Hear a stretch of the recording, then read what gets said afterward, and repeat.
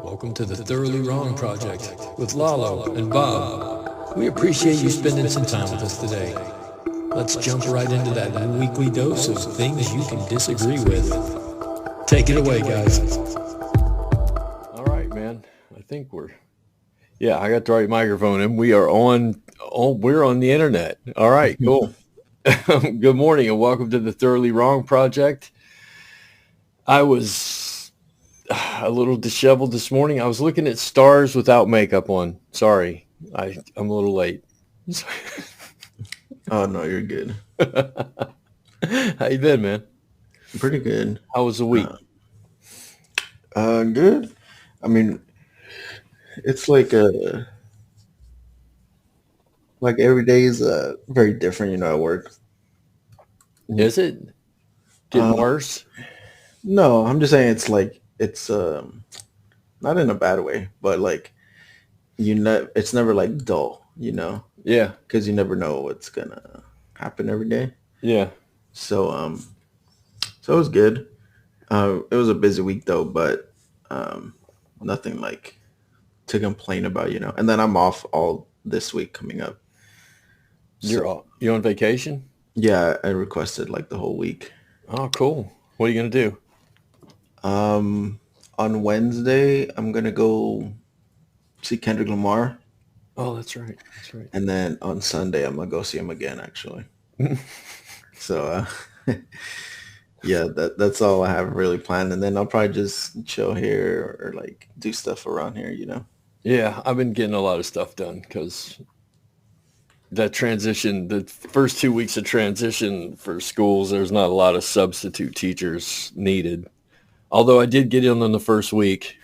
I got in a day. Yeah, fucking some teachers like, I can't, I think somebody died or something, but I got a couple days in. So it's been a good 2 weeks. I've been like, I refocused, on my health and that positive mental attitude, and I've been focusing on me. So I watched a lot of movies, did a lot of exercise, adjusted my diet, drinking a lot of water, reading a lot, doing the things I need to do in order to feel good about myself. So I think that's important.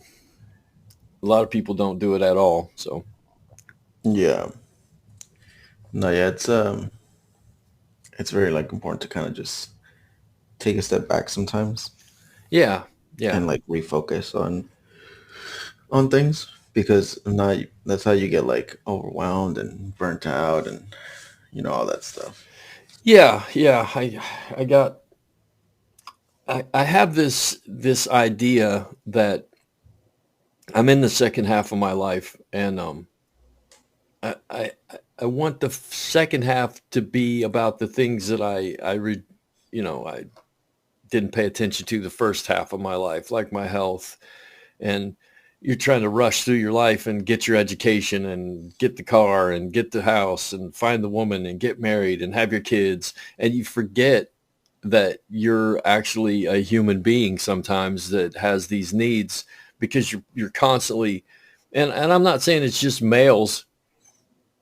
So don't get me wrong, as I speak from a viewpoint as a male, as a father and a husband, and all those things that you are, and you forget, and you're constantly pouring out into someone else's life, and you forget, man.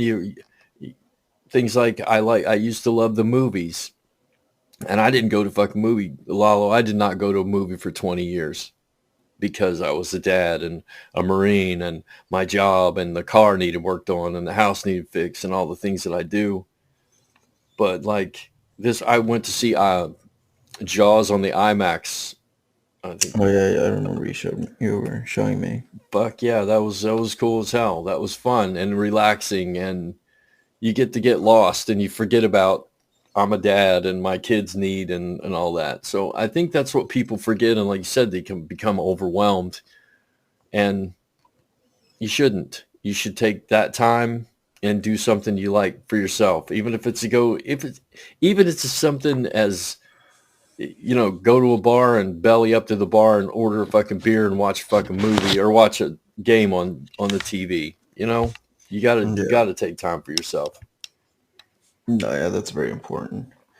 I think it's something that's just like overlooked a lot. Yeah. So, um, yeah, because it could be. Um, it seems like very simple, Yeah, yeah, it and yet, seems simple, and then you get into it, and you're like, the guilt starts, and your mind's spinning about all the shit you're supposed to do. yeah. So yeah, it's very important. So I suggest everybody, do it every once in a while. If not, that's how you people go crazy after a while. Well, if you have to go to your job every day, and you have to take care of your wife every day, and take care of your kids' problems every day, why not? Why do we say once in a while? Why can't we say every day I'm going to take some time for myself, 20 minutes, and you know those things that you have to do, like take a shower, take a shit, shave, all those things. Make those things a time that you can reflect on yourself. That's how I Yeah, do it when I'm so overwhelmingly busy. Got to go to work, got to go shopping, got to cook, got to do all the fucking things that I do. I'll just be taking a shower and I'll just become mindful in the shower. Like, okay, I'm just going to clear my mind here, just feel the water flowing over me. And I know how fucking stupid that sounds to people who don't do it. But for the people who are attuned to their own mental health, standing in a shower for 5 minutes, feeling the water run over your head and down your body, those are good moments for me. yeah, and I mean that kind of just like solidifies the point that it could be like very simple things. Yeah. It doesn't have to be like you don't have to like go out and like you know like spend a lot of money or something like on yourself or anything like that. Yeah. Like it Yeah. could be just simple things that you know help you like relax and kind of just come back down from you know wherever your mind is that's like very hectic and stuff. Last week, I didn't have a job all week and I knew I wouldn't, except I got that one accidentally. But I went to every day I had a plan of something I was going to do, something big, like rearrange my room, and I did that. And I went to the canyon and I hiked down to Remington Hot Springs. Have you ever been there? No. Fuck. Wait, is that up by like Lake Isabella? Yeah. You go I've up heard of it, but I've never been. My parents go a lot. to Remington. Well, I know they go to like some hot springs over there towards Lake Isabella, so I'm guessing it's Yeah, that. I think there's three of them up there. And I've got plans to go to all three, but I went to Remington first, which is a fucking mistake because I parked up at the top and I got my little backpack on and, you take your selfie to send to everybody. Here's me backpacking, and, I hiked down and about halfway down, I realized as I'm sliding on my ass on these fucking sand skids, I realized, I wonder if I'm just going to stay down here for the rest of my life because I don't know if I can get back out. But I got to the bottom and there were two people down there and they're middle-aged, overweight, covered in sweat, bright red faces. And I said, you guys just want to start a town or, but then they started back out and they said, if you find our dead bodies on the path, could you fucking call somebody for us? And I You said, call yeah, somebody. I mean, sure. at that point, who are they gonna call, or like what's calling gonna do? I would have went through their pockets and called somebody important on their phone or something. Like, hey, your relative's dead. Your relatives made a mistake. They thought they were in better shape than they really were. Yeah. Yeah. So Yeah. I went So, down there. It was cool. are those places like it's not super like crowded or anything? No, when I went down, there were those two people there and they left 10 minutes after I got there. I was there for 2 hours and no one showed up. Oh, damn. Yeah, it was nice, but the hike down to it is a fucking bitch. And then I went out a different way and found a way to actually kind of rock climb out instead of trying to go back up those paths. So I found a better way out, but it was easier, but it was good. But anyway, that's what I've been trying to do is take the time, like my drive home or, a day off, go do something. And life's becoming better for me. And I can't explain that to people, but life gets better if you just focus on yourself a little bit. And I know in our culture saying that it sounds, you could get attacked for being fucking selfish if you say it to the wrong people, Yeah. Yeah. You No, but can't that's be, good. It's always good to like grow and improve, you know. yeah. A lot of people unfortunately don't really get that chance, or they don't feel like that's happening to them, you know. Yeah. The thing that really I'd like to get across to people when I talk to them about things like this is when I was younger, I got 3 divorces under my belt, and all 3 of those divorces were not only, you know, the other person's fault, but my fault. And I found out where my weak point was never giving to myself, never taking the time for myself, and the pressure builds and you begin to have animosity towards your partner. I never have time for myself. Well, I found out you need to take that time for yourself. And I'm not saying those marriages would have ended. You can't go back and deconstruct anything like that. But I know for a fact I did not take care of myself. It reached points of, outright animosity towards people because I was of the mindset that you need to take care of your partner. And when I would see my partner doing something to relax or for themselves, it would almost piss me off because I'm like, hey, I'm not getting to do that. But what I didn't realize, Lalo, is I wasn't doing it. It was me. So as I've grown older and take care of myself, I found out take care of yourself is not selfish. It's actually part of a good partnership, which I learned that years ago. My life might have been a slightly easier and I would have had to buy less houses, but it's cool. Slightly easy. Well, I mean, yeah, I think that's very it almost like growing up, you're kind of like engraved a certain um what's the word, like way that people expect you to like behave and things that people expect you to do, you know? Yeah, I call them, those are mores, aren't they? Those things that you're raised to believe. They're not necessarily rules, but they're like unwritten rules. Right. So I think a lot of those type of things are like full of crap, because a lot of them are like the causes of many issues that we have today, you know? Yeah, Like the yeah, whole, and a lot of them are very like cliche, you know? Like, oh, like the man, like you should be a provider and stuff like that. And, the women, oh, you should like be the caretaker. right. Like all these things, like they like cause all these issues that we have today. So it's kind of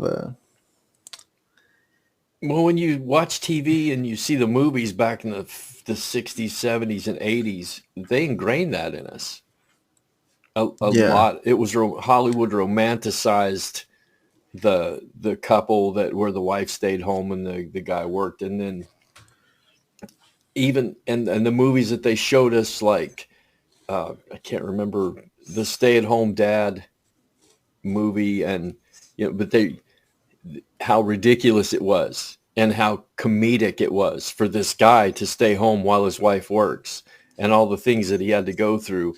So we've romanticized these images for so long in my generation, and partially probably part of your generation. We're just starting to wake up, and now things are, I don't know. You got people my age who are balking against what should have been taught to them long ago or started to teach. Yeah. No, yeah, I get it.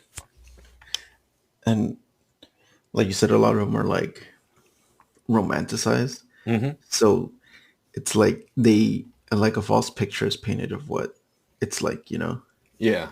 and people expect it to be like that. And then when they're, playing it out in their own lives, it's like completely different. Yeah. And you know what? That's okay in some, but see, here's the thing. It's okay in some relationships because if two people come into it with, I'm the caretaker, and the other one says, well, I am the breadwinner, that works. And you know what? That works for a lot of people, and that's fine. And we need to leave those people alone. But the thing is, I think what we're failing to do as human beings, and I don't know about other cultures, but what we fail to do here in the United States is when one partner says, you know what, I'm getting a different, I, I have an education now, or I've got some experience under my belt. I'm beginning to think that maybe what I married, when I got married, I had different ideals, and now I'm beginning to change, and that causes friction within the relationship. People need to learn to adapt, and we all need to learn to adapt. Say, uh, what happened to me, I had that ideal where I was the breadwinner in my first marriage and stay-at-home mom, and we tried that, but it didn't work because the economy fucking sucks, and when you don't have any education, then everybody has to go to work, and it caused friction between us. I think that if everybody said we need to do what we need to do in order to survive and accept that, things will be a lot better, I think. Yeah, and I think something else that happens is, like you said, sometimes, it's okay if you kind of go in with like a partner with like almost like a game plan, like, Yeah. yeah, I'll work full time and, you could stay home and like take care of, the kids or whatever. But I think what happens a lot is, like at first everything's good, but I think a lot of times people kind of, they don't treat both things equally, Right. and down the line that becomes an issue because it's usually like the person that works, or the person that doesn't stay home, when there's like issues or when there's arguments, they tend to like throw it in their face, Yeah. Yeah. and Like it's an unimportant job for you to stay home. right. When, at the very beginning, like that was agreed upon, that was the agreement. So I think it becomes sort of like an unbalanced like power dynamic, Hmm. and I think that happens a lot, like a lot. Well, we're And it's still usually doing like, it. yeah, and I mean it's usually like the male that makes the money and like provides and all that stuff. Yeah. So I think that that fact coupled with like I don't know, just like stereotypical like male brains, that's, I think a lot of that leads to things like DV and stuff like that. Neanderthal brain. Yeah. And not just that, but like also like societal like expectations, Yeah. It's 2022. And we're still doing it. I just watched, and bear with me here. I just watched a Mark Wahlberg and Kevin Hart movie called Me Too. And it's one of those movies that you put on in kind of in the background while you're doing something else, if you know what I mean. Yeah. Yeah. Well, Kevin Hart was married to an architect, a very successful architect, going to her own firm and everything. And he was the stay-at-home dad. And they spun it as this comedy that he's staying at home with the kids. And he was better at making smoothies and better with the schoolwork and better with the homework and better with the practice. And she was doing things. But whenever they were a couple out in public, and it was like, oh, what do you do? Well, I'm an architect. And what do you do? And there's that silence, like, oh, I'm stay-at-home dad. Oh, and everybody's like ostracizing him at the table after they find out what he is. So Hollywood is still doing it, is still holding up, it's holding up the female as the breadwinner. And if the man's not working, the man's staying home with the kids. Well, that's comedy relief. And I've done this for years, because my wife's very sick, and she falls prey to sickness very easily, and will sometimes spend days in bed and just go to work. So my life has been, for the last 10 years, of taking care of the kid, taking care of the house, doing all the laundry, going to work when I can. And I don't find that as comedic relief at all. It's like, it's what we're good at. I'm a good caretaker and she's a good teacher. So why not? Why doesn't it work? Why? And when you tell people, well, what do you do for a living? Oh, I stay at home. I'm a stay-at-home dad. It's not respected at all. And believe me, I know, because I'm a fucking part-time stay-at-home dad, and there's no respect for it. Yeah. And that's what I mean by like societal expectations get in the way of a lot of things like that, Yeah. Because I mean, a lot of people, like, I don't think you really care, but a lot of people, they, and if they were in a similar situation, like a lot of like men, they would like feel embarrassed or like shame, or like they Yeah. feel Yeah. like useless, because they Exactly. can't provide, or because they're not providing, or because like their partner like makes more money than them, or whatever it may be. Yeah. All these things like create issues, not only externally but like internally, for a lot of people.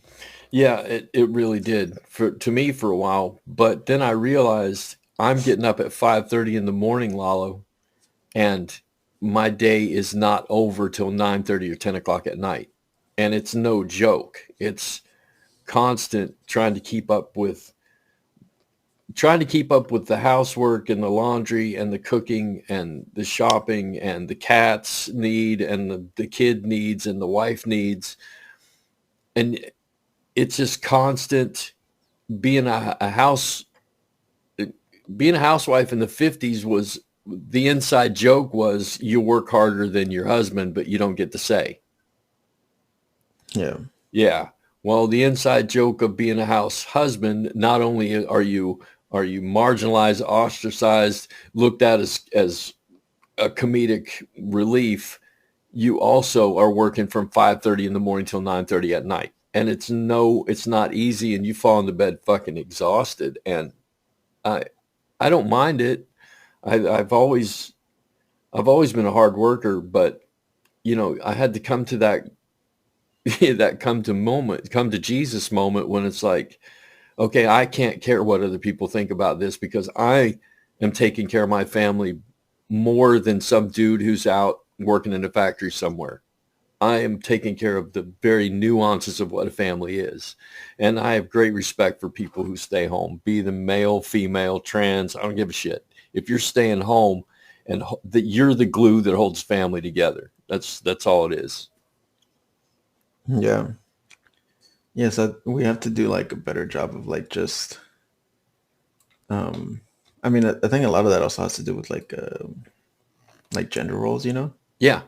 So I think even though for a lot of people it sounds like, I don't know, scary or like woke, but I think like blurring those lines of like gender roles is how you kind of combat like a lot of these issues. Right. Right. Because instead of thinking like, oh, this person should do that, or this person should do that, it should just be like, okay, well, here are all the things that need to get done, you Right. know and Right. and then from there, just kind of like, you know do them. Doesn't really I, matter who does them, as long as they get done. Doesn't Yeah. matter who washes dishes. It doesn't matter who, works, 8 to 5. It doesn't matter who, like, takes the kids to school or whatever. Like, these things need to get done. Yeah. So, That's an excellent point. Um, I I have trouble with even the life that I live. I have trouble with this woke culture talking about gender roles and how everything just got fucking totally warped to where instead of, you know, leaning this way where you're making fun of the man who stays home, and then you go, it seems like the pendulum swings all the way over to the other side, and you're making fun of people who make fun of people who stay home, and it's always this turmoil, and I don't understand why we need to push our ideals on other people to the point where it makes everybody uncomfortable.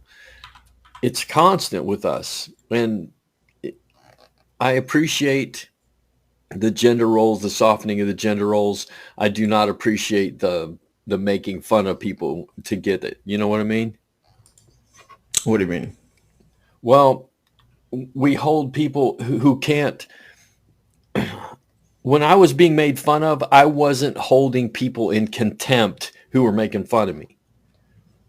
They just didn't understand, and that's, I'll live my life in front of them. I'm not going to let that bother me. Now, the culture that we live in actually holds people in contempt who can't change their mind. And instead of, when you have the guy that says fucking dudes who stay home are goddamn, pansies, queers and everything else, that you don't need to do that. You're like Mr. Mom. And so instead of trying to explain to this guy, we just jump on him.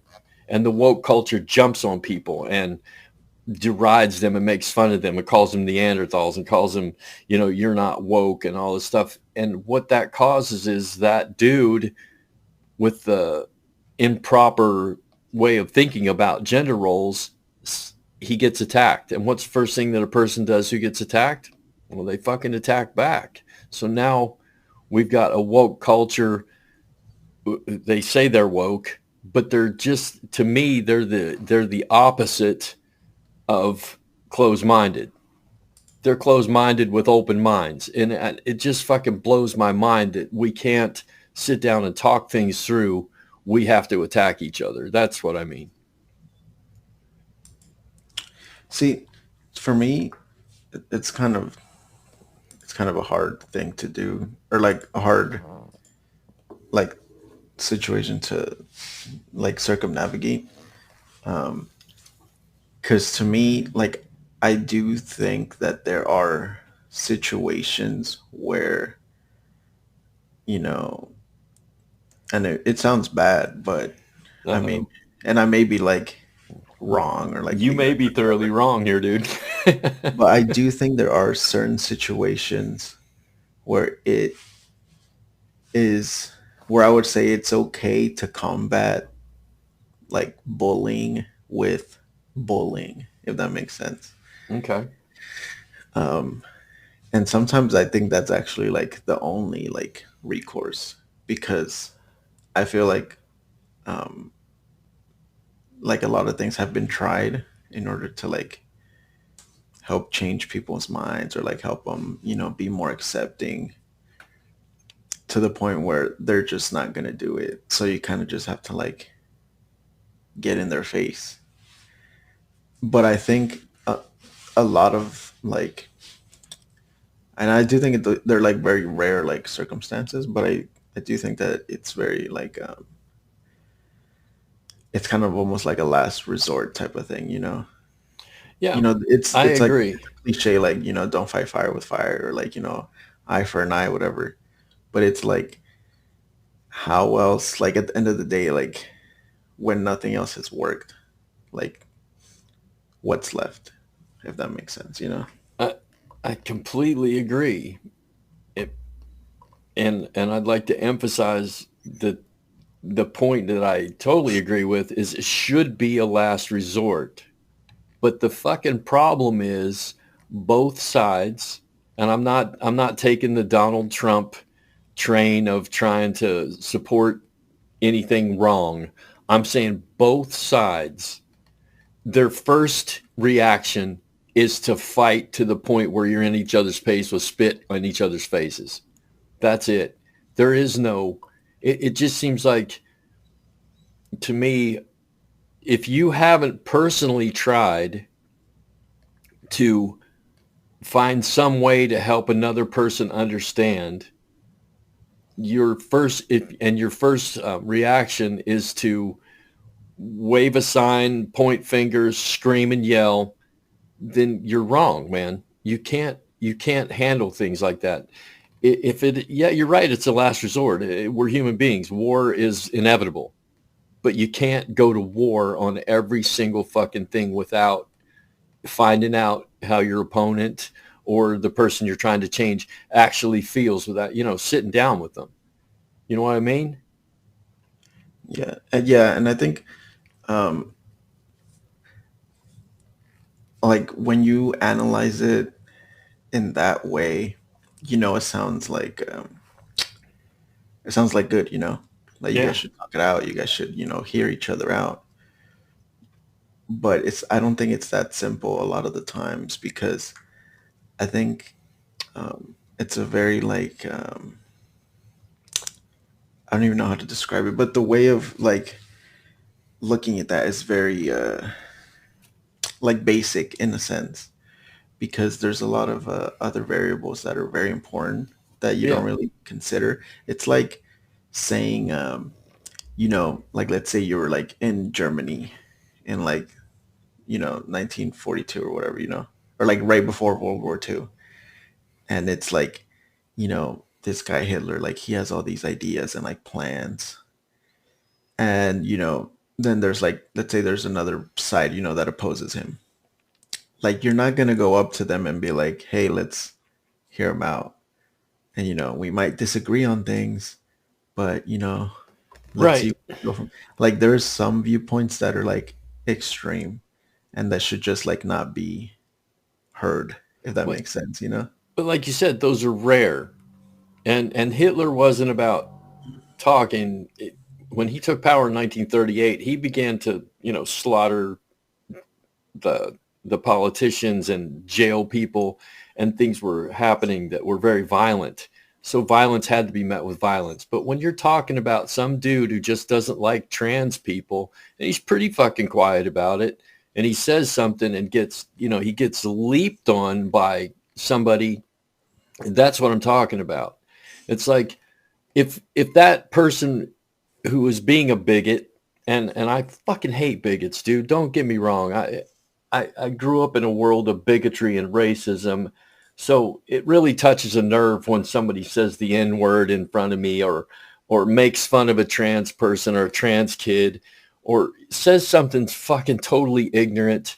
I don't turn around and say, well, what the fuck is your problem? I turn around and I say, why do you think like that? Why do you think like that? Let's talk about that. So I think that's where education and uh, empathy and kindness and all the things that we are fucking missing in our culture on both sides, Lalo. Nobody has any empathy for anybody else anymore. It's just this way. If you don't believe like I do and you don't support the way I live, then you're going to get fucking attacked. And that's what I disagree with. And I'm not talking about the extreme cases where we're beating up on homosexuals or there's violence involved. I'm just talking about people talking. And that's what basically all of this is, except for the 455 shootings we've had already this year. But let's talk about that later. I'm just saying, when someone says something that's racist or bigot or, bigoted, let's talk instead of But do you getting think up in their there's face. talking to things like that or to people like that? Well, I think that I remember being a racist and I remember being a bigot. And when it was in my face, yeah, I would talk. It may not have been. It may. I'm not like Noam Chomsky or anything. There wasn't an instant philosophy or anything, but there was. Oh shit! That person said something back to me, and bigotry and racism are based in one thing, dude: fear. Because I don't understand it, and I don't know why it's happening, and I don't even know why I don't fucking like it. Because when you corner a bigot, when you corner a racist, and you get them down to talking, that's basically what they have. Because I've always thought this way, and when you can convince somebody, when you can talk to somebody and say, "Hey, man, because you've always thought that way, let's talk about that." That doesn't make it right, does it? Okay, now we're in a conversation instead of, fuck you, fuck you, fuck you. And it's just like nobody gets anywhere if it doesn't start with talking. And if it starts with violence, you push that talking further down the road. I also think a lot of people are like, because I do get that that's like, um, it's like a good approach, to take. Yeah, But um, I also know that that approach is very like lengthy, like it yeah, takes a long time to convince somebody like that, especially if they're like deep rooted in their sure. like bigotry. Yeah, I was one of And them. I know. and I think a lot of people and like a lot of groups are like tired of like waiting and tired of it being so slow and tired of it being like, just it's just like taking too long. And it's kind of like it's easier for us to say like, like, hey, let's talk it out. Let's, take our time and, change your mind like the right way, or if you want to call it like that. Yeah, But when, when your group, it's because like we're kind of like standing on the outside looking in, but I think when you're on the inside, when you're part of these, marginalized groups, you know, it's hard to like tell, a black person like, hey, you know, let's talk it out with like, the police or, whatever. right. I can understand why that frustration kind of, comes about because it takes too long. Like MLK was what, like 60 years ago, and we're still like not that far off Well, we're from where going he was. backwards now. So, and some can even argue that. So it's like I, I don't always agree with like, the bluntness of some people, but I do like always understand their reasoning, or I understand like why a lot of people do what they do or say what they say, like yell in your face like right Yeah, away, because I mean people are tired, man. I know. And I would say that it's I don't like when, and I feel like politicians do this a lot, when they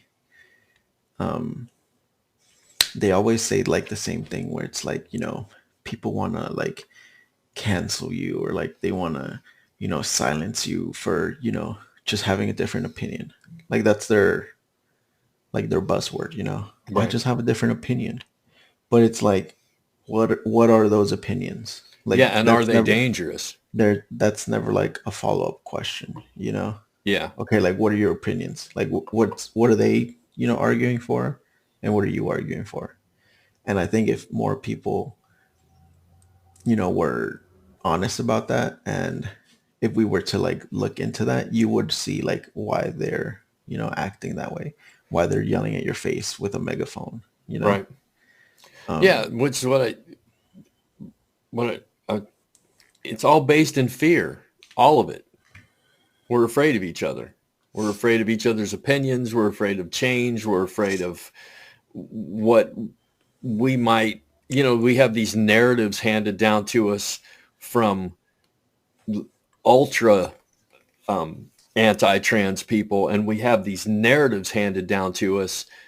We're, dude, I support everybody who wants, if you're not fucking with somebody else, do your thing, man. I'm totally in. But when you have like Marjorie Taylor Greene now, she's out telling people that trans people who want to be cats are actually shitting in litter boxes in elementary schools. That's the narrative they're getting, dude. And that's what, that's the thing that's fucking dangerous. And if anybody needs the violence brought against them, and I'm not saying killed and I'm not saying swatted like that, I'm saying she needs people in her face screaming back. Shit is not happening. So they conflate, these people take this information and they conflate trans kids with lies about they're shitting in litter boxes in schools. And how do we get here, bro? How do we get here? How do we get to this point where we're so afraid of change that we make up these wild ass stories, and not only do we make them up, fucking people believe them. Yeah. Yeah, it's very like what's that thing called? They're very not very good. I wouldn't say they're very good at it, but they try to use a lot of like straw man arguments, you know? Yeah. Yeah. Yeah. And red herrings that they drag, here's my argument. And all of a sudden they drag something across that argument that kind of looks like it, but and then you're off on another argument. Like, what the fuck just happened? We were talking about kids who don't identify with the gender roles, and that's fine because we need to change that. Like we talked about at the beginning of the podcast, we need to change those gender roles. But why can't we do it? Because we have these fear-mongering politicians and people who are in power who are telling us stories about the lives of these kids that aren't even true. And then we suck it up and believe it. And the cool thing, not the cool thing, but the cool thing I read this morning about how Marjorie Taylor Greene does it and how Trump does it and how, McCarthy does it. They don't use flowery language. They speak very plainly, use easy words. They don't mince their words. They don't stumble. They don't say, They're very forceful in their arguments, and people who are, and you and I have said it tons of times, people who are less worldly and less educated and less able to break out of the role models that they have built for themselves, that's what they understand. A plain spoken, he's not using big words on me, this must be the man that I support. That's how they do it, man. It's fucking all psychological. A lot of times it's that, a lot of it is psychological. And I would say that's bad just because, like you said, a big portion of this country is like badly educated. Yeah. So it's very easy to like convince or to sway people that kind of take things like on the surface level, Right.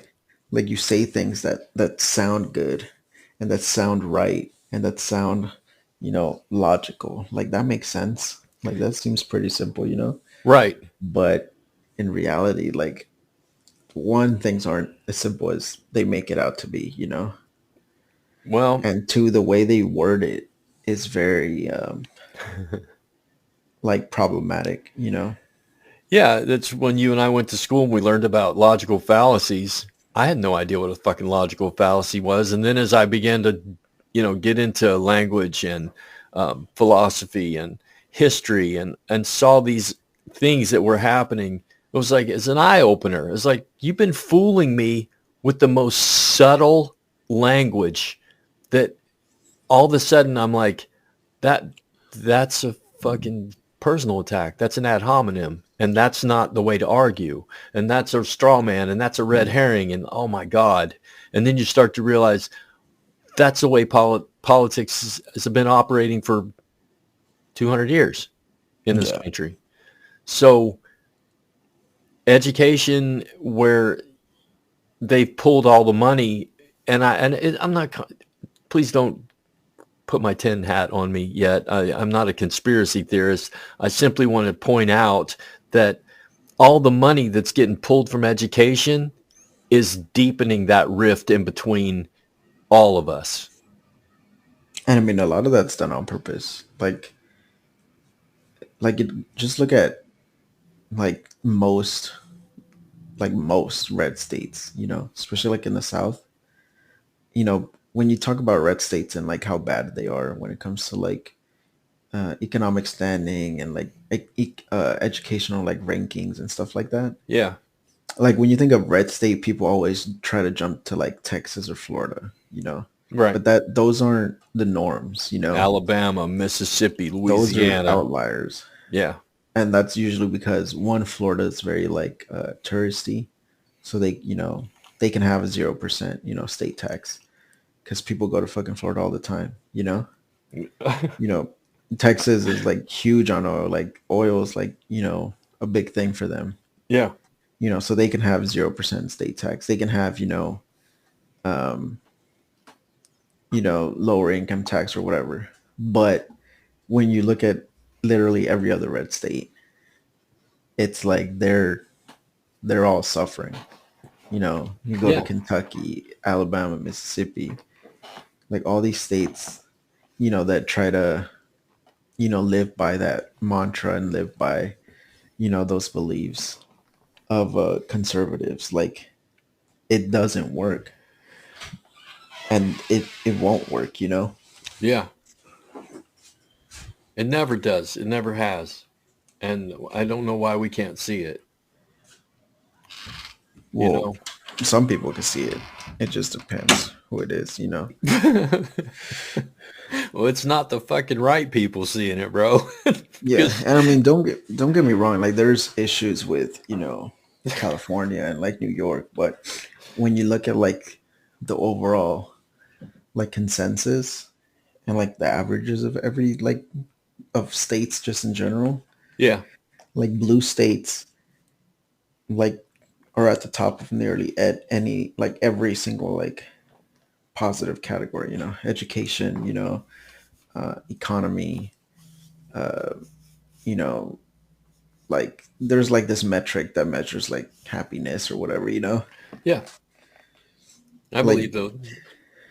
so all these things like, people just try to, and it's one of those things, like I said, that people just try to make things so simple, like, oh, they have, higher tax in California.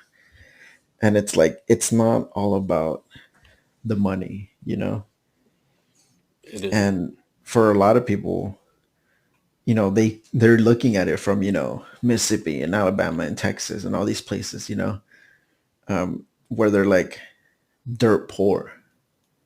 So for them, they see like, oh, I'm dirt poor now. Like, imagine if I lived in California. Well, yeah, but in California, you'd get like, welfare or like, food stamps if you need it. Or you get, all these, extra services for your kid that has like autism that you don't get in fucking Alabama, Or that extra service if you don't want to have a kid. Yeah. So it's like people try to make things so simple. And it's just not that simple. Well, don't we? I don't know I don't want what word I'm looking for. Don't we kind of romanticize our own lives when we, especially like, and I'll go from a poverty-stricken point of view. Here I am in West Virginia. I'm working menial labor jobs, working in a factory. I'm driving a truck. I'm doing all this stuff. I'm trying to take care of my family. And all of a sudden I get this idea. I'm like, I'm going to go get an education because, I'll get a better job. I had no idea that my education would not lead to a better job, that it would lead to an open mind. And that would lead me to leave West Virginia, which is like the kid, the black kid in Biloxi decides, I've figured it out, Mom. I'm going to borrow some money and I'm going to go to Mississippi State. Well, by the time he gets out of Mississippi State, he don't want to be in Mississippi anymore. So that's the thing. how, so we've got to get some people to get educated and then stay in their town or stay in their state. Because what happens is Mississippi, Louisiana, Alabama, Arkansas, Tennessee, all these poverty-stricken areas, we got to get people to stay where they are in order to take care of the problems that are there. You can't educate yourself and then leave, because that leaves everybody in the same situation. And the only thing you've done is maybe inspire your fucking cousin to go to Mississippi State. I agree, but I don't think that's on, like, you know how I always say that there's different types of like issues. There's like systemic issues and individual issues. Yeah, of course. I would consider those like individual issues. So I wouldn't put the burden on the individual, like, hey, don't leave, Right. you should stay here and like But better couldn't your we community. incentivize it? Yeah, and that's, I think, when you incentivize it, to me, what that means is uh, pouring like resources, via the government, make it so people want to stay, Mm. add, you know, these departments where, after college people want to go and work there, Yeah. add all these things because um, if you're going to rely on like,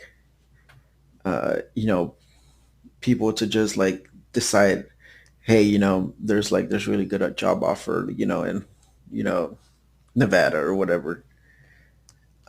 Or I could stay here and like work myself to the bone and maybe make like a marginal difference in like my tiny, like small town.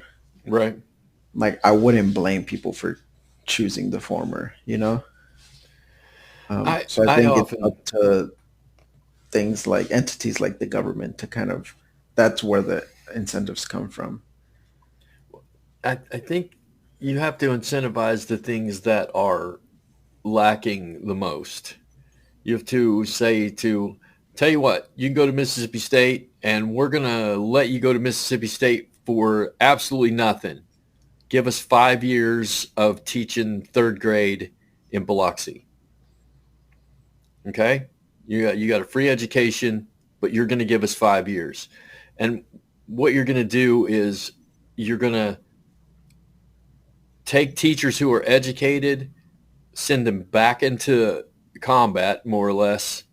And for 5 years, they're going to use that education. They're going to inspire some people. And you're not going to be the only one, because, say, in that elementary school, there's 5 of you. And then the next year, there's 10 of you. And then all of a sudden, you've got a better school. You may not have more resources, but you've got better teachers. And it's not all about resources. It is about it. Living with a teacher, I found out it's not just how good your classroom is well stocked. It's how well stocked your fucking teacher is. And that's what needs to happen. And it does happen right here in California, man. If you go to the inner city, they're going to knock money off your loan. That's Yeah, that's that stuff like that happens all the time. yeah. And that's what I mean. Like those type of incentives, those come from like the government, Hmm. subsidies and, loan forgiveness or whatever, maybe, signing bonuses. There's a lot of ways to incentivize people to, do certain things and like, stay in a, low income community or low income state. Yeah. Yeah. And I think that's a good like approach for these issues, It- it's a lot better than just like, hey man, you should just stay here because you're from here and it's rough. yeah. Well, that's the wrong mindset to stay anywhere. So, if I'm just going to stay because I don't want to go anywhere, but you know, think you said the perfect thing a few minutes ago, where you said people think it's too slow. We're not getting enough trans rights immediately. We're not solving racism immediately.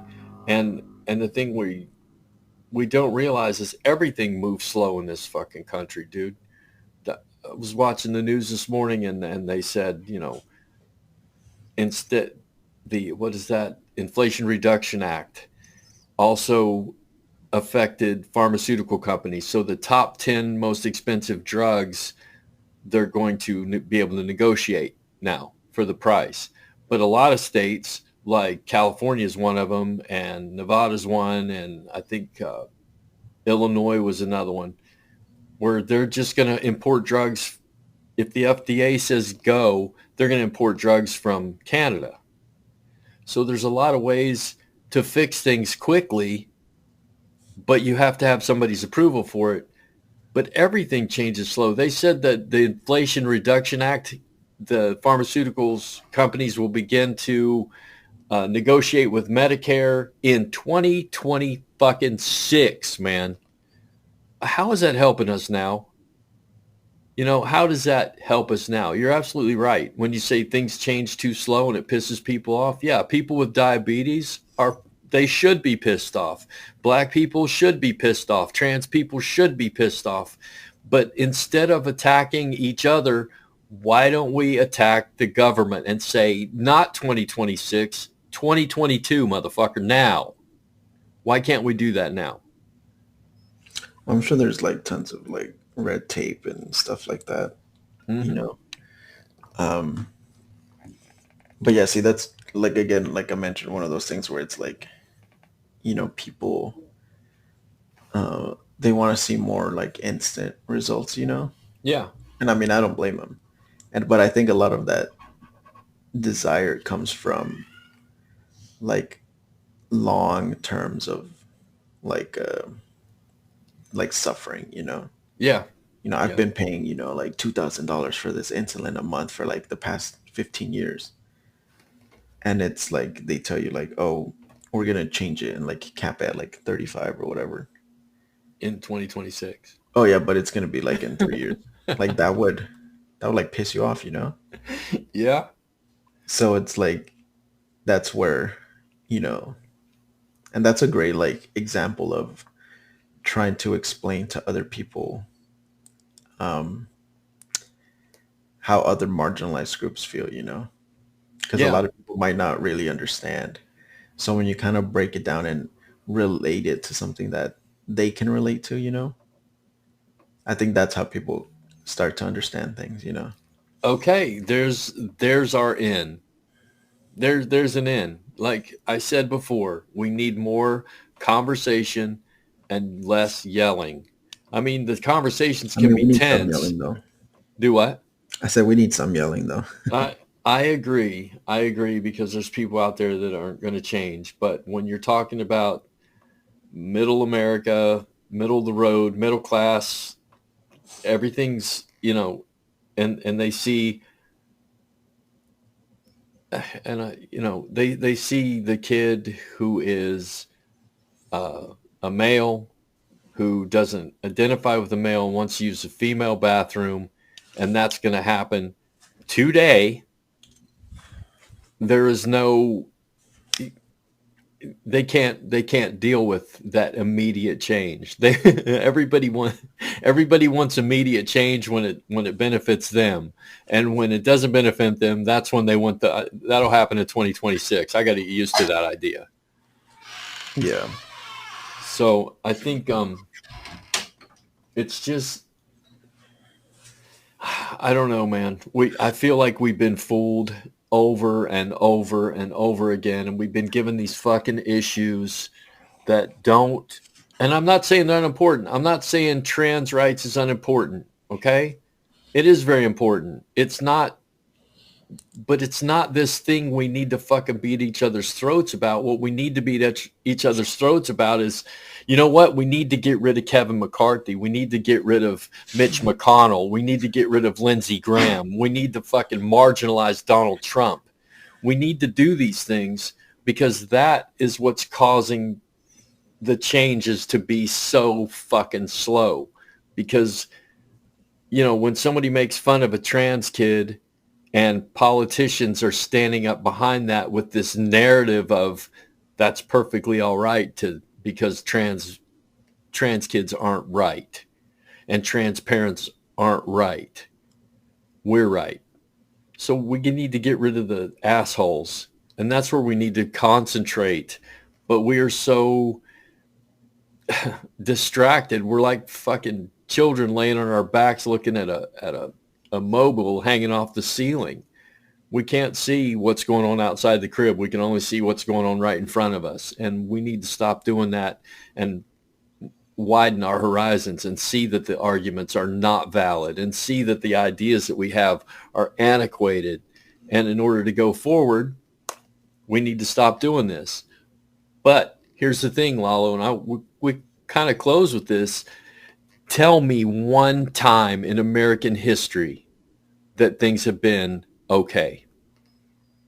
Tell me when there's not been a war, when there's not been racism, when there's not been violence, when there's not been guns, when there's not been crime. It's never happened. My answer to that question would be depends who you ask. Things were better under Reagan, right? Yeah, except for the drug wars and the violence and the corporate takeovers and the money laundering and all the things that were going on. At any time in American history, you can say, okay, what about when Kennedy? And you can just pick that apart if you know your history. Yeah. So there is, I think the way we can do this is to begin to understand each other. And I'm not some hippie flower child motherfucker that's out there like, all we are saying is give peace a chance. I'm not doing that.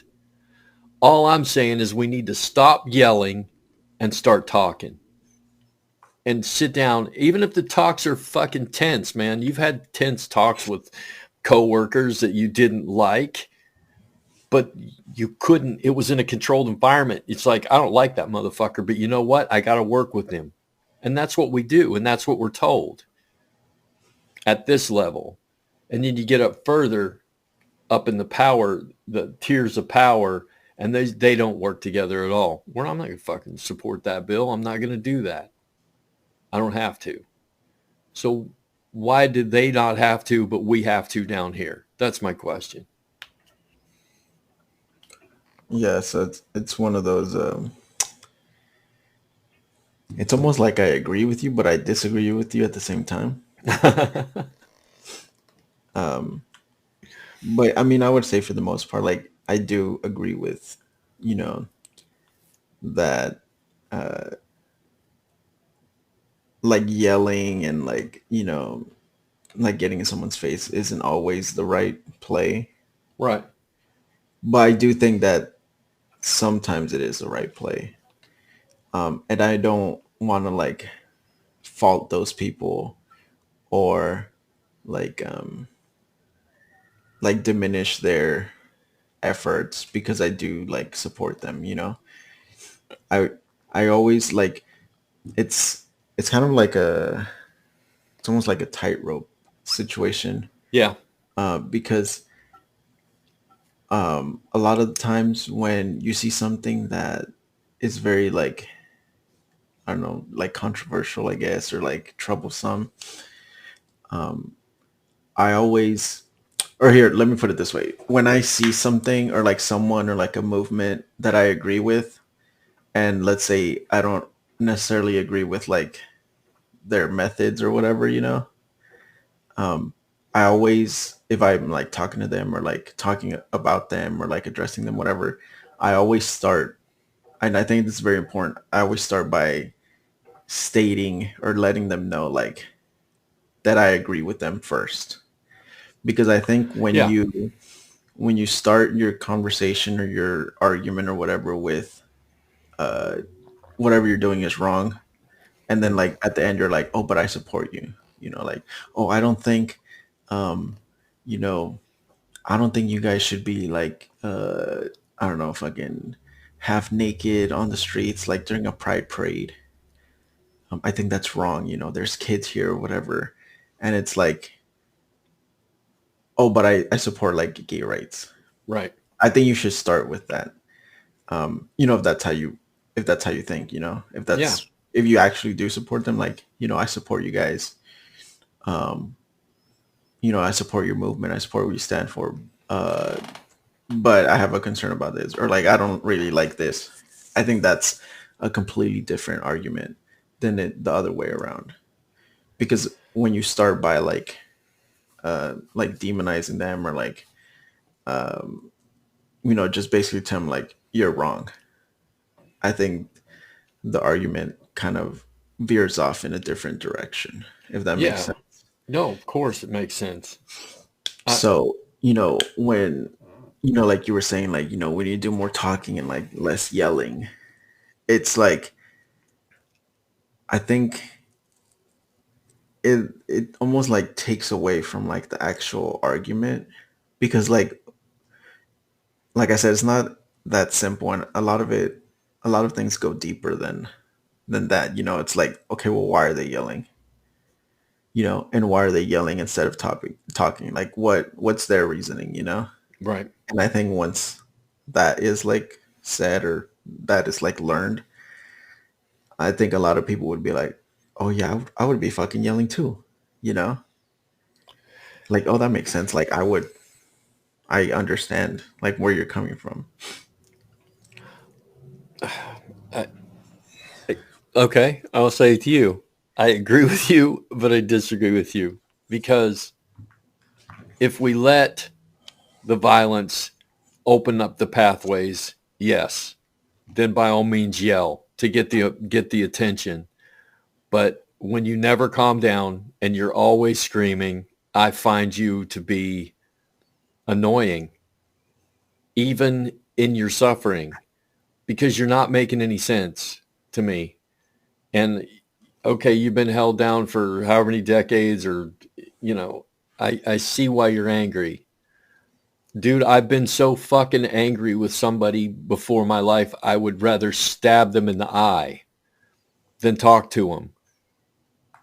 But it comes down to a point where you're like, that stabbing in the eye, this yelling, this deriding, this violence is not going to solve anything. And I stand with Gandhi on this one. I'm a person of nonviolence now. If we can't talk about it, I don't want anything to do with it. That's the point that I've reached at age 50, 57. It's like I've fought and scratched and punched and gotten my way through violence all these years. And now I realize could have had a better life.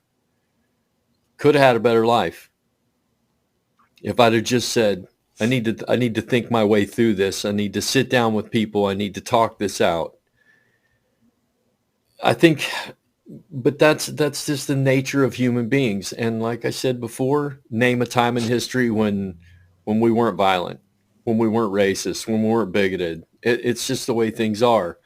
But I think we can live in pockets of our own lives, and we can surround ourselves with people who are like-minded like us. And I could bring people into my life like you, where we can sit down and have a conversation, and where you say violence is necessary sometimes, and I say I see that violence is necessary, but I don't see it to be profitable. And we agreed to disagree. And that's fucking great, because that when you agree to disagree, that means that I walk away with some of your ideas and you walk away with some of mine. And and that's going to subtly change us, and maybe the next time I see you, I won't be so fucking mad. And the next time you see me, you won't be such a fucking asshole. You know what I mean? So I think we should learn that our educations can, and our philosophies and our experiences are all different, but all just as valid. And we need to stop punching each other in the face and say, let's talk about this. I have rights, and you need to explain to me why you think I don't have rights, and then we can go from there. Yeah, and I mean, I would say I'm not really like when I say sometimes bullying is okay, or like it's okay to yell, like I wouldn't really consider that like violence. you could bully people without being violent with them, Right. Um, I mean, like companies and people get bullied all the time into like you just go after like what they care about, like money or whatever, Yeah, like I just got boycotts, bullied out of a job. like boycotts, Yeah. that's a bullying tactic, Yeah. Um, so I wouldn't categorize like, you know, bullying or um, like trying to like deplatform someone or like yelling. Like I wouldn't call those violence like at all. Okay. Yeah. Um, so I wouldn't, and I think it's dangerous to um, like group those in with violence because violence has a very like strong connotation. So when you like group them together, it's like, oh, it's like the same thing, and it's really not. Um, so I think, don't get me wrong, like some people do get violent and like, beat you up or like, Yeah. uh, you know, throw shit at you or whatever. And sometimes people like Jesse Smalley hire people to beat them up.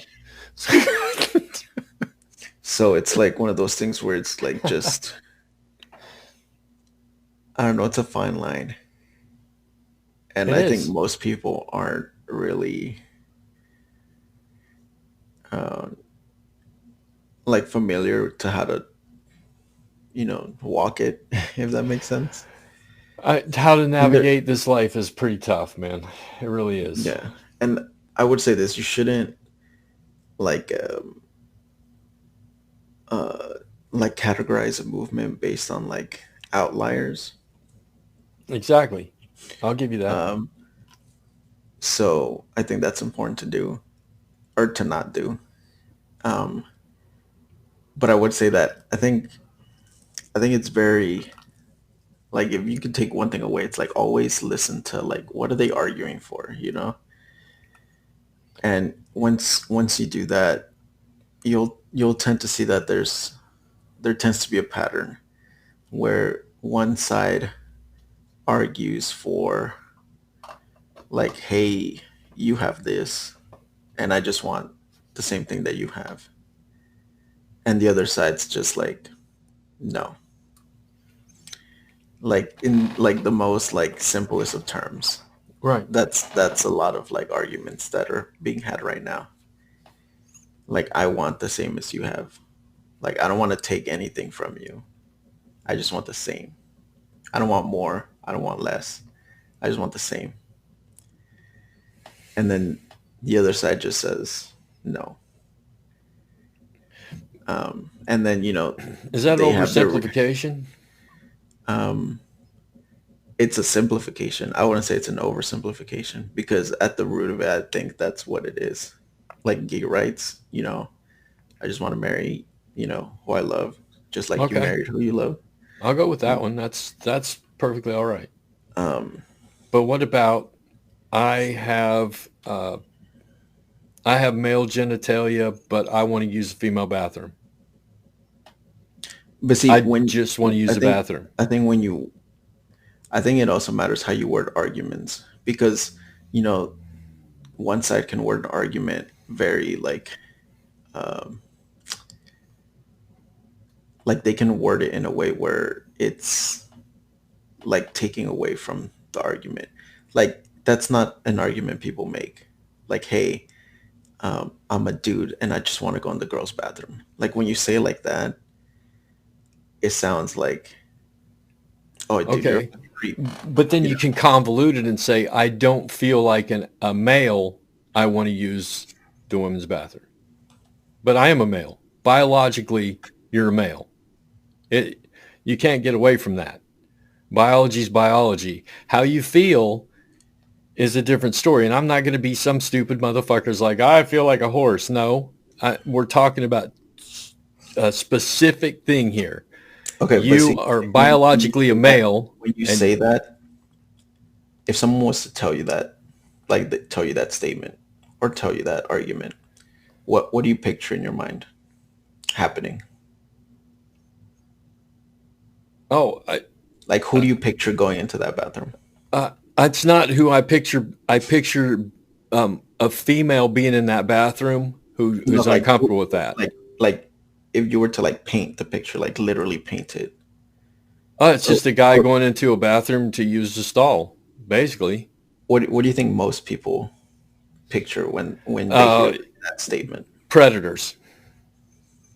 Yeah, or like The even like predator. physically, like describe the person physically that you would think most people would picture. Uh, honestly, what most people would see is the 6'2" guy with the scruffy beard and a giant Adam's apple in a dress.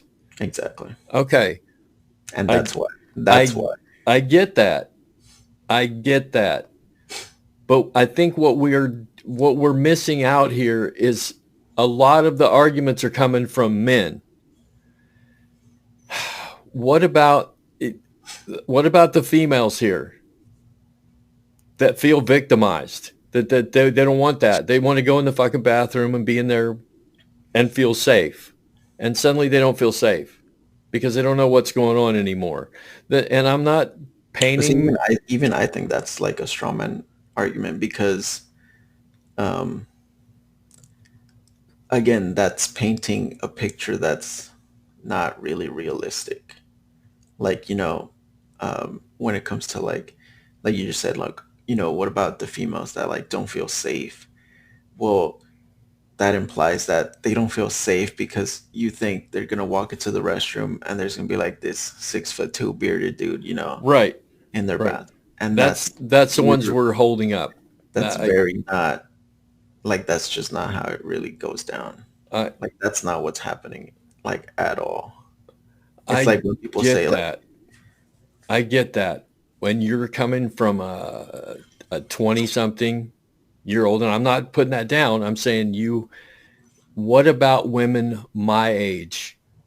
What about the 50-year-olds, the 60-year-olds, the 70-year-olds who have not dealt with this? And they've never had to deal with this, and suddenly they have to deal with it. Okay, there's a whole different mindset of someone who's a 50-year-old woman, a 60-year-old woman. And that's this argument that we're having is all coming from older males and the younger generation, but we're not listening to the older female generation. We're not hearing what they have to say. And the way to solve do this, you, dude, is 3 bathrooms. do you There you think go. their level of, I don't know, uncomfortability should supersede like the other side? No, I just solved it. Because I can just say like, um, hey, like you're like some, let's say you're an older white lady in the 60s, Uh-huh. and it's like, hey, I don't feel comfortable, this black lady like using my bathroom. Oh, now see that's not logical argument. We're not talking about race here. When we are talking about a No, but trans person, we're talking about someone being uncomfortable. well, a trans person is biologically what they are. And whether they choose No, to but I'm feel saying that like way or not, that's like fine. the like at the end of the day, you feel uncomfortable, or that lady feels uncomfortable Yeah. because of whatever's going on. Now let me back up here just a little bit and let me say I don't care who comes in my bathroom. I don't give a shit. That doesn't bother me. If you want to come in and hike your dress up and pee in the urinal while you're talking to me about sports, I don't give a fuck. That doesn't bother me. But what I am talking about is we do have a demographic who is uncomfortable with this. And the way can we solve it just by saying male, female, and open? Just designate a bathroom for open? Who gives a I mean, we shit? kind of have that now. Like there's like family restrooms. Right. So why are we still having these arguments? And see, I think the whole bathroom issue is, it's almost like a straw man itself. Like the issue isn't bathrooms. Right. I The issue know. is trans rights. I completely agree. I completely agree. It's a rights issue, and like you should be able to feel like anything you want to feel like. So I think when you talk about issues like, you know, if you try to like just talk about like the bathroom issue, I think the problem when people, that's why I don't really like talking about the whole bathroom thing, because I think people kind of just um, like they, it paints a certain picture for a lot of people, and that picture just isn't really like realistic in the way it plays out. Especially You're- when you're talking about the uh, size of the trans population. That, and I can guarantee you there's been tons of situations where you've gone to the restroom and like there was probably a trans person in there and Right. you didn't even notice. Didn't know, but I wouldn't give a shit. Wouldn't have guessed. No, not just you, but I'm saying like people, like you and as in people in general, you know? Right. Um, so it's like it's almost like people trying to make an issue out of something that one isn't an issue and two like shouldn't be an issue. And they Right. try to And boil if you down the ask people to entire explain their fears, they can't explain them. right. So it's like they try to like collapse like the entire like trans rights issue on like the bathroom thing. And it's like that's not how it works, you know? Right. Because you could literally like you could take that same logic and apply it in, other ways or like apply it in other like scenarios. And all of a sudden people um, have a different mindset, you know? Like you were talking about right now, like, oh, the older lady, feels uncomfortable. And then I said, you know, well, you could say the same thing during the civil rights movement. And while the movement and, the populations and the marginalized groups themselves are different, it's Uh, trans people and, people of color, the logic is the same because at the end of the day, you know, they could say, I feel uncomfortable. And so at that point, you have to ask yourself, is your level of comfort superseding civil rights? And I would say no, it shouldn't supersede civil rights. no, it shouldn't. I agree. But I don't see trans people and race as I see them as two Well, they're completely two different different. issues. They're I two. see Well, I see them as the same issue. I see them as a civil rights issue. I don't think I see them trans as people different have ever been populations. enslaved. I don't think they've ever been shoved off into neighborhoods and their education's taken away from them and their rights completely stripped from them because of the way they were, the way they appear. Right, but it's still a civil rights issue. Like It just because somebody is in a body cast doesn't mean that my broken arm doesn't hurt. right. So, I mean,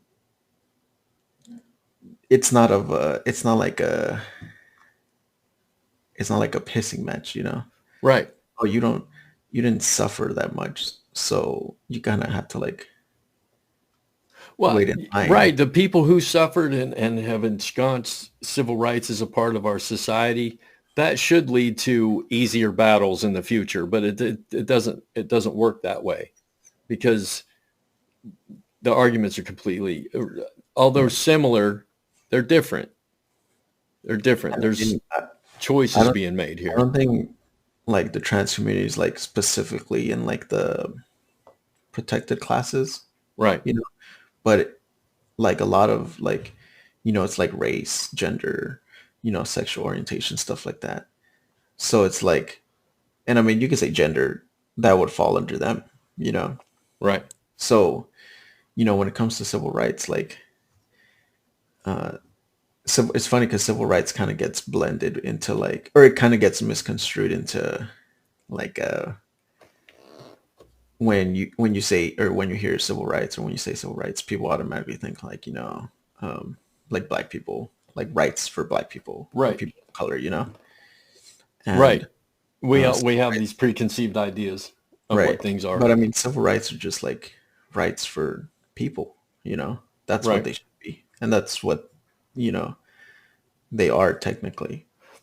Okay, let me ask you a question. Does every niche group that comes along in the future get their civil rights? Like what? Like what group? Hell, I don't know anymore. I mean, because But see, again, my that's kind of like when you try to make that argument, it's like, to me that's very similar to like, oh well, what if I want to identify as a helicopter? Because you're kind of like downplaying, oh or no, like, no, you're jumping, you're jumping here. 'cause like you said, like a niche group. Like, give me an example. Uh, vegans, What about vegans. I, I get made fun of all the time. I go to restaurants that don't have a vegan menu. I go places where I have to take my own food because no one will serve me the things that I want. So suddenly, can I stand up and say, I'm a vegan. I need every restaurant to offer some kind of vegan thing because it's my civil rights if I want to go into any restaurant and they have to cater to what I want. but like which civil rights are being like deprived of you? I'm not getting food. I can't go somewhere say I want to go to uh, the wrong side of Nashville, Tennessee, and I want to eat lunch with my But is friends, that and they all go to a restaurant, and I look at the menu, and the only thing they have for me to eat is bread.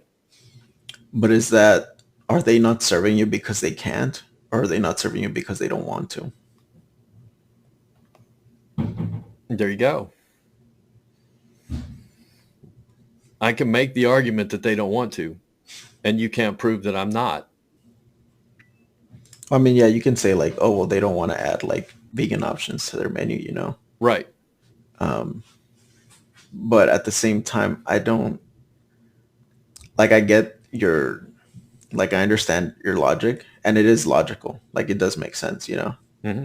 Like, you can apply that to vegans or like vegetarians or whatever. Right. But it's very like, um, I don't know. It's not nonsensical. It's almost like, um, I don't feel like a meat eater, Lalo.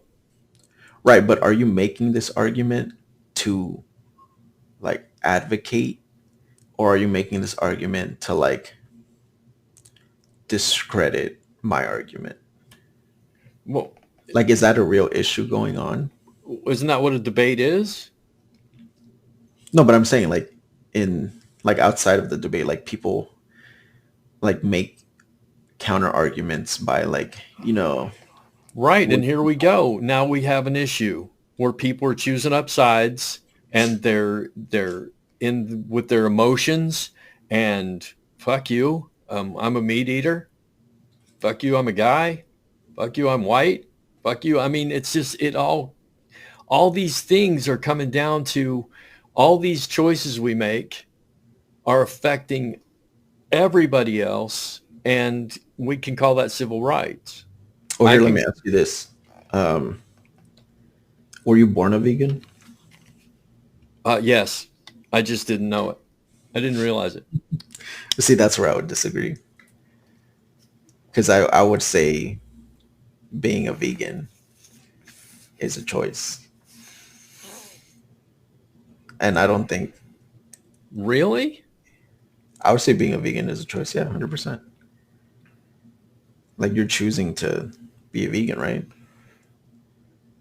Yeah, but I could say, okay, I I'm don't a think I don't think any of the other protected classes are a choice. I'm a vegan at heart, but I have never become a vegan because it's not it's not accepted everywhere.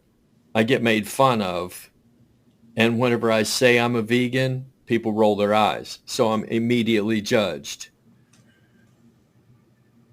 So I would have became a vegan a long fucking time ago, but because of societal constraints, I didn't. But I don't think that's how veganism works. I think you're just trying to compare that to like a gay person. No. Like that line of argument, like, it's like you could say, I've been gay my whole life, but societal expectations, I would be chastised, so I would force myself to like marry a woman and have kids and all this stuff. Like that's the same argument.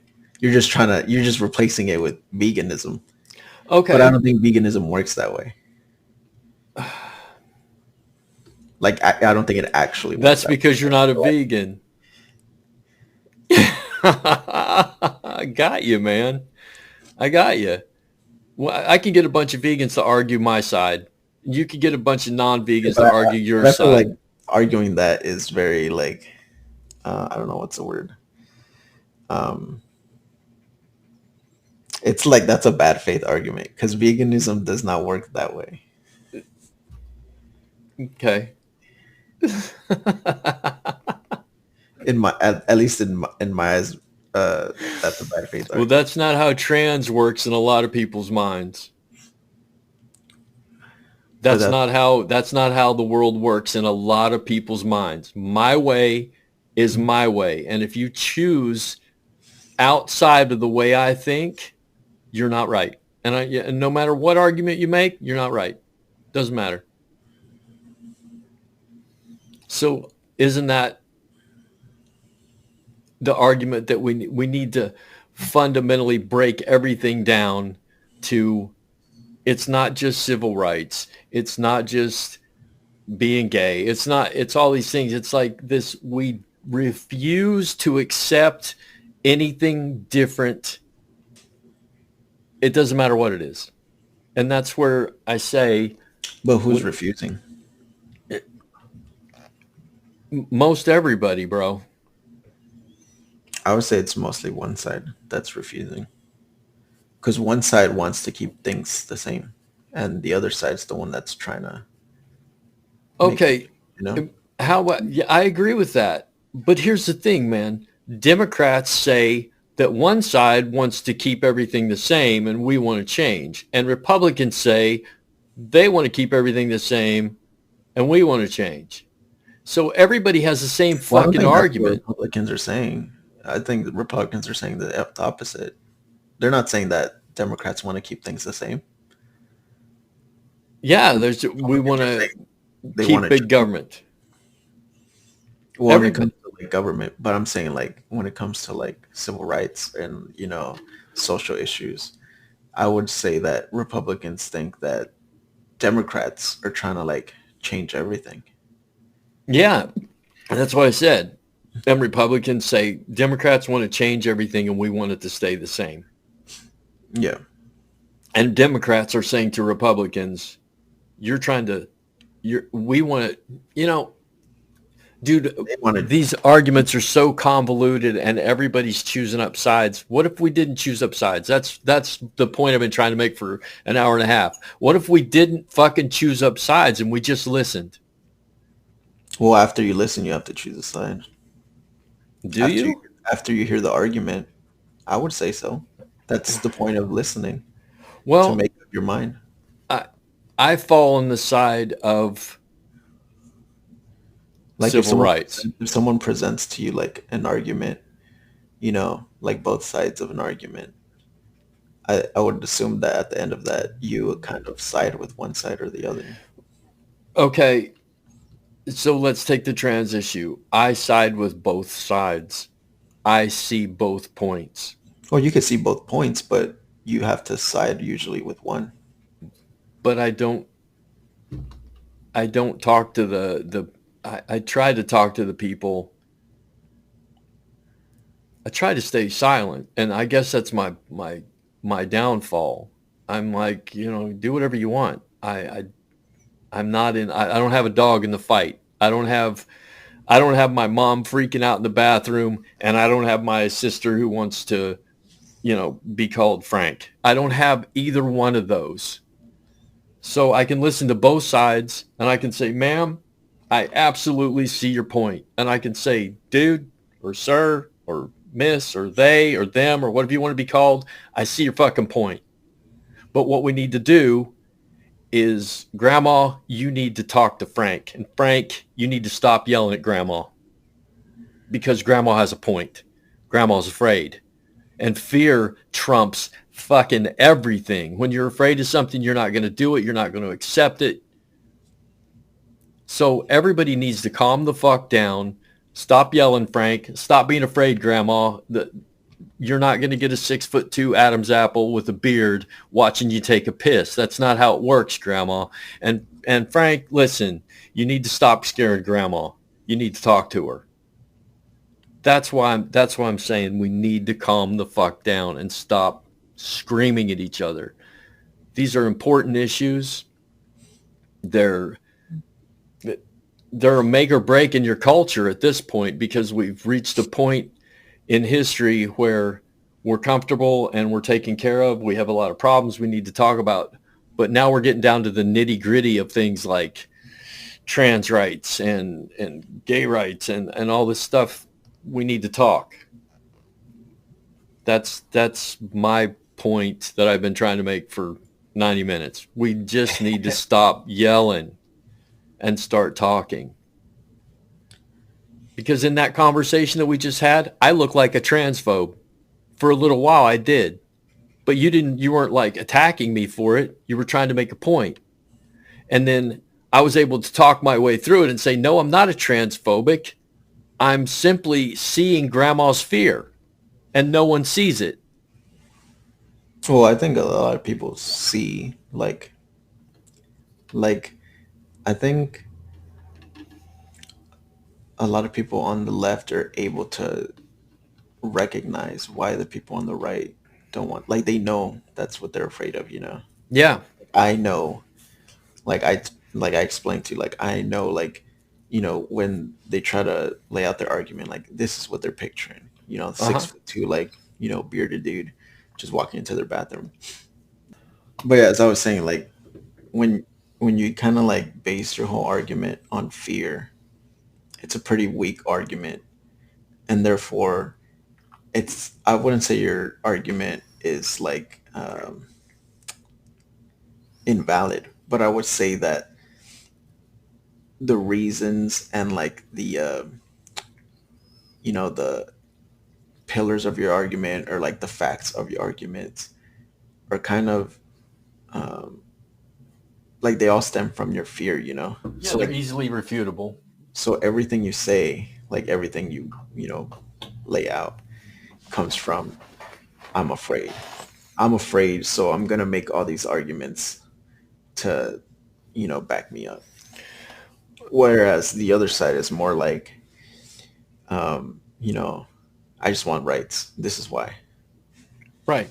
So yeah, like people, don't get me wrong. Like I hear people out all the time, but it's very easy to, early on, especially in the argument, to kind of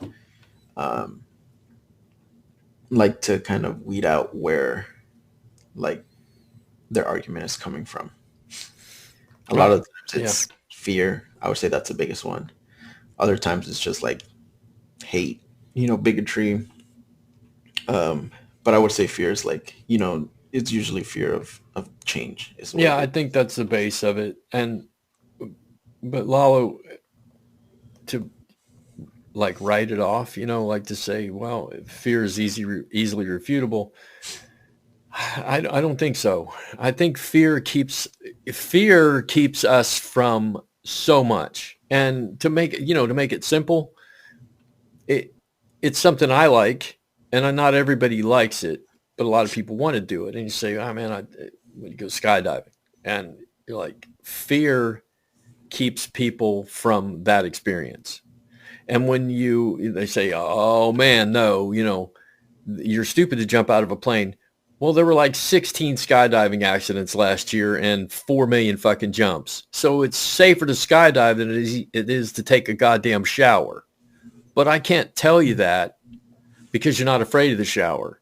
You're afraid of skydiving. You're not going to listen to my arguments because of fear, and that keeps you from doing things. So when I say, Grandma, the 6'2" bearded guy with the pink hair and the dress on, standing in the corner jerking off while you take a piss, is not going to happen. Not saying it hasn't happened. It's probably happened. I can't say no, but it's not going to you, more than likely. And if it does, we'll discuss it. But you can't just say, stop being afraid, Grandma. You can't do that. Well, I don't think that's the right answer either. I think for a lot of issues, the right answer is kind of like just letting things play out in a way that's like, so that they're able to see that that's not, that reality is not the picture that they have in their head, you know? Right. So, if you give, gay people rights, trans people rights, you'll see down the line that no, there aren't people that are like, oh, I'm going to marry my horse, or I'm going to marry my car, or I identify as a fucking attack helicopter. Like that's not, like at some point people are going to realize like, oh, only the fucking crazy people really do that, because it is going to happen. I'm a horse. Yes, you're Napoleon. Whatever, that is going to happen. But it's so rare. And I get it. And, well, next they'll want to teach school. Okay, what's wrong with that? Yeah, there's a lot of like a lot of like slippery slopes that aren't slippery slopes. Yeah. Like out of all the people that have ever, like of all the sexual predators that have ever been caught in a bathroom, how many do you think were like regular straight people? Most of them. Yeah. So that alone should tell you like how that argument is very like flawed, Yeah, it is. Well, it's a good thing. See, that's discussion of how you see my point of view. I see yours, and we both know that each side has valid points, but these points can be overcome with just a little explanation, just a little experience. And, it's like civil rights in the 60s, and they had all these fucking horrible things that would happen if you gave black people rights. Well, it didn't. And none of your fears really come true. There was, how many people have died on their first skydive? Not many. Probably a couple. Yeah. I just did see some YouTuber who, she lived life to the fullest, was she bounced on her first try. So, and then that's the article. Yeah, but that's the thing that we bring up, Lalo. Not the 10 million other ones that made it through their first try and fucking hit the ground smiling and laughing and proud and just excited and let's do that again. We say that person died. And everybody who has the fear of skydiving goes, you're right.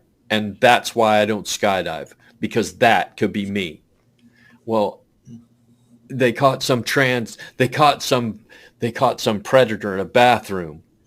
Okay, and then we're going to conflate that somehow. We're going to say, okay, all trans people are predators, and if we let these predators have rights, we're going to catch more predators in the bathroom. No, we're not. That's not how it works. But we've got to get, like you said, completely agree with you. We've got to let it start happening, and then experience and historicity will teach us that we were wrong to begin with. Yeah. And I mean, it's kind of weird that, even for like the bathroom thing, it's that people conflate like a trans person with a predator. Uh-huh. Because that's very like not, like how do you get from one to the other, Right. Well, we did the same thing with gay men. We did the same exact thing. We can't let them teach school because they're all pedophiles or hebophiles or whatever. They're all sexual predators. No, they're not. They're gay. That doesn't. Yeah. So we do it all the time. all trans people were predators, all gay people were predators. It's so fucking bizarre. For sure, at some point it was like black people are predators too. So yeah, predatory for white women. That's like the de facto like argument. Right. Everybody who wants a pit bull is a predator now. That's how we'll deal with this. All right, dude, we have gone the longest we've ever gone. And this one's going online today because I want everybody who listens to it to stop in the middle of my argument about 1 hour and 20 minutes in and just denounce me as a transphobe.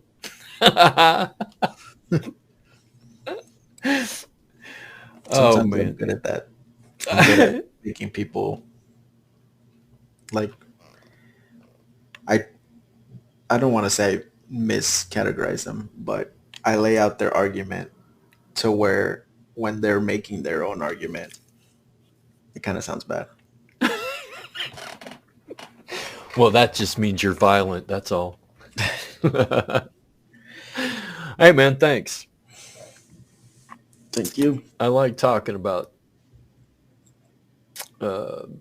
things that are completely misunderstood, I guess. I guess we're all misunderstood way to somewhere. Understand them. Yeah, we need to. If we can bring them out, we could pull this vampire out into the light and stick a stake in its heart and be done with it, and everybody can go take a piss when they need to, right? Yeah. Without being uncomfortable. We'll figure something else out. I guess maybe someday I'll be able to be a vegan without being traumatized every time I go out. Thanks, brother. Thank you. This has been the Thoroughly Wrong Project, and we have definitely said things that could be wildly wrong, and we're getting more viewers, more listeners, man. So I'd like to start getting some feedback on this, because let the argument start, right? Yeah. All right, dude. I'm open to any discussion. That's probably because you're probably trans. No, that's because I'm a communist. You're a trans communist? That's worse, man.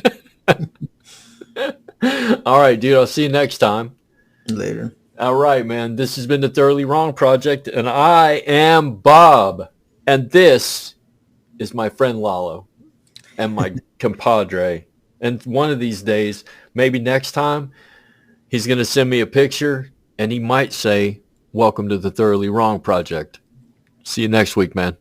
Well, Later. not next week, because you'll be at Kendrick Lamar. I might be available next, because it's not, I don't think we're leaving like super early. Oh, okay, cool, because I'll be in Koreatown, and I wanted to take my computer and Yeah, down I there. should be available in the morning. All right, brother. I'll see you next week then. Yep. All right, later, man. Later. You have now experienced the Thoroughly Wrong Project with your podcast hosts, Lalo and Bob. We can now be found on Pandora Radio, Apple Podcasts, Podium Podcast, or by searching the Thoroughly Wrong Project to locate our YouTube channel. You can contact us directly by email at thoroughly-wrong@gmail.com, or just leave a comment on any of our platforms.